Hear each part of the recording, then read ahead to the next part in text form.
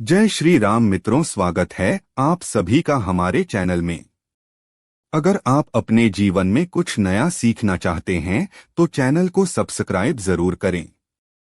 मित्रों, भगवद गीता में भगवान श्री कृष्ण ने न केवल ज्ञान की बातें बताई हैं बल्कि जीवन जीने की कलाओं के बारे में भी बताया है। भगवान श्री कृष्ण ने अर्जुन को जो गीता का उपदेश दिया है वह हर मनुष्य के लिए प्रेरणास्रोत साबित हो सकता है। गीता में भगवान श्री कृष्ण अर्जुन को उपदेश देते हैं कि जो भी मनुष्य भगवद गीता की 18 बातों को अपनाकर अपने जीवन में उतारता है वह सभी दुखों से, वासनाओं से, क्रोध से, ईर्ष्या से, लोभ से, मोह से, लालच आदि के बंधनों से मुक्त हो जाता है। आगे जानते हैं भगवद गीता की 18 ज्ञान की बातें।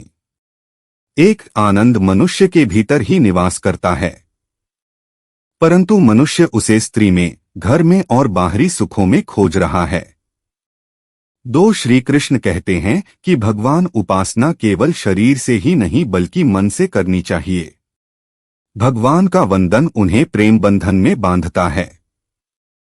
3, मनुष्य की वासना ही उसके पुनर्जन्म का कारण होती है। 4, इंद्रियों के अधीन होने से मनुष्य के जीवन में विकार और परेशानियां आती है। 5, संयम यानी धैर्य, सदाचार, स्नेह और सेवा जैसे गुण सत्संग के बिना नहीं आते हैं। 6, श्री कृष्ण कहते हैं कि मनुष्य को वस्त्र बदलने की आवश्यकता नहीं है, आवश्यकता हृदय परिवर्तन की है। 7, जवानी में जिसने ज्यादा पाप किए हैं उसे बुढ़ापे में नींद नहीं आती। 8, भगवान ने जिसे संपत्ति दी है उसे गाय अवश्य रखनी चाहिए। 9, जुआ, मदिरापान, परस्त्रीगमन, अनैतिक संबंध, हिंसा, असत्य, मद, आसक्ति और निर्दयता इन सब में कलयुग का वास है। 10, अधिकारी शिष्य को सद्गुरु, अच्छा गुरु अवश्य मिलता है।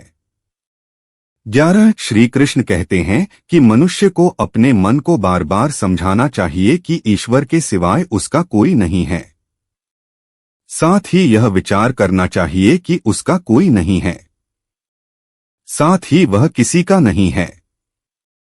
12, भोग में क्षणिक, क्षण भर के लिए सुख है, साथ ही त्याग में स्थायी आनंद है। 13, श्री कृष्ण कहते हैं कि सत्संग ईश्वर की कृपा से मिलता है, परंतु कुसंगति में पड़ना मनुष्य के अपने ही हाथों में है।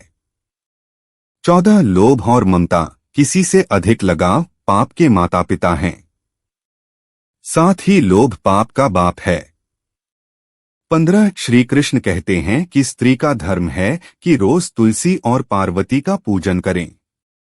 16, मनुष्य को अपने मन और बुद्धि पर विश्वास नहीं करना चाहिए, क्योंकि ये बार बार मनुष्य को दगा देते हैं। खुद को निर्दोष मानना बहुत बड़ा दोष है। 17, यदि पति पत्नी को पवित्र जीवन बिताएं तो भगवान पुत्र के रूप में उनके घर आने की इच्छा रखते हैं। 18, भगवान इन सभी कसौटियों पर कसकर जांच परख कर ही मनुष्य को अपनाते हैं।